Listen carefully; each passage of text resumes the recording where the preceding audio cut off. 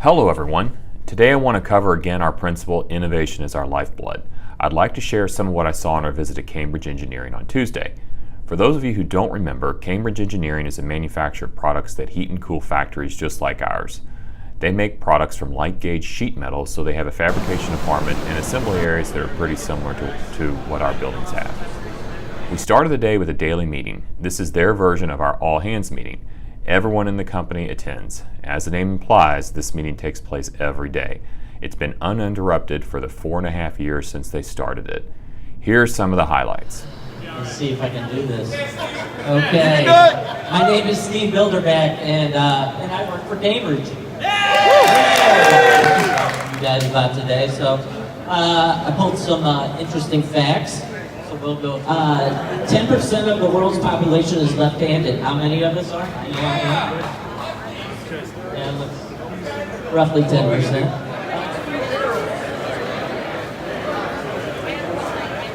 Hi, my name is Dimmick. My wife and I moved here to St. Louis in about September, and we had our first kid in December, so he's now a little over 4 months old.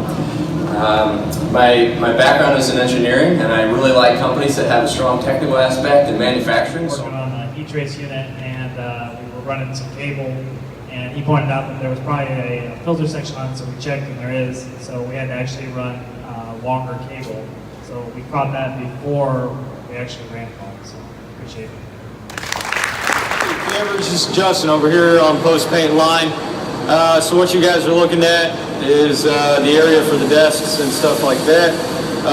What used to be over here was a random cart for the printer and ink cartridge. That's all it held. So I cleared that out so that way we have access for our C carts whenever we get backed up or during the busy season. And I moved the printer over here on the file cabinet. So that's my 2-second lean.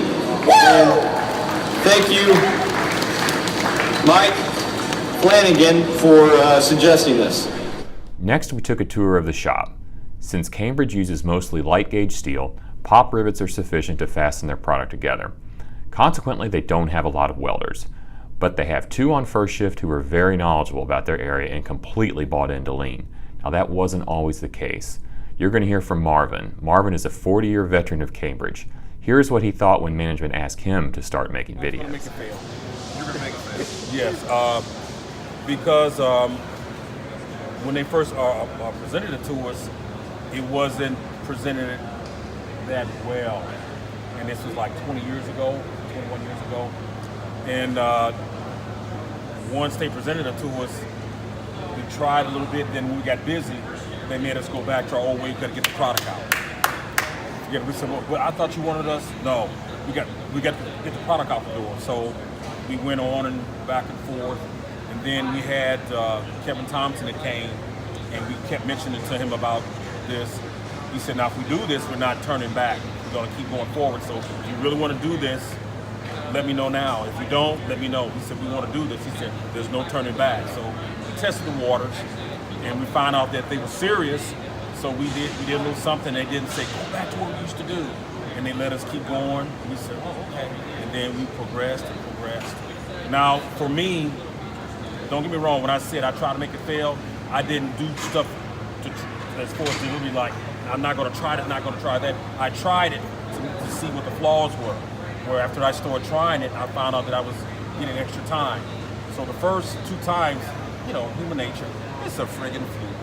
So, so I tried it, and again, the 4th time, and I said, time started adding up, and started having more free time. So I said, So then they added, well, fix what bugs you. So we started doing little stuff.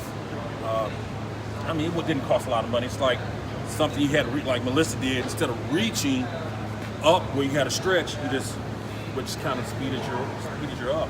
It wasn't like, it was, it's going to make you do all that. No, it's just a little bit of things to make your movement, sort of count steps, movement, and how you can move stuff around to make it easier for you. And it picks up your speed. And it gives you also the lean, once you get done, we're allowed to work on special projects and things that bug us in our areas. So anything, little thing that bugs you, like hey, this was too far over there, I want to move this closer, we can do that. We don't have to get anybody's permission to do it. We can do it on our own. So that's one of the things that I saw after we got into it. Now I'm kind of there. So when someone said, well, lean is, well, it works. I imagine after just a year or so of trying this, some of you feel just like Marvin did. I owe it to you to find ways to get you interested in fixing what bugs you in your daily work. My direct supports and I will meet to discuss our approach to revitalizing this important effort, and if you think about it, it fits really nicely in our theme with Back to the Basics.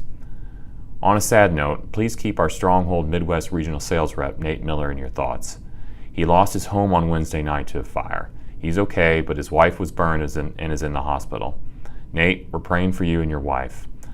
It's looking like we should have another strong week of orders. I heard the utility team had a great experience exhibiting at Light Fair, so I look forward to sharing some of the team's takeaways with you next week.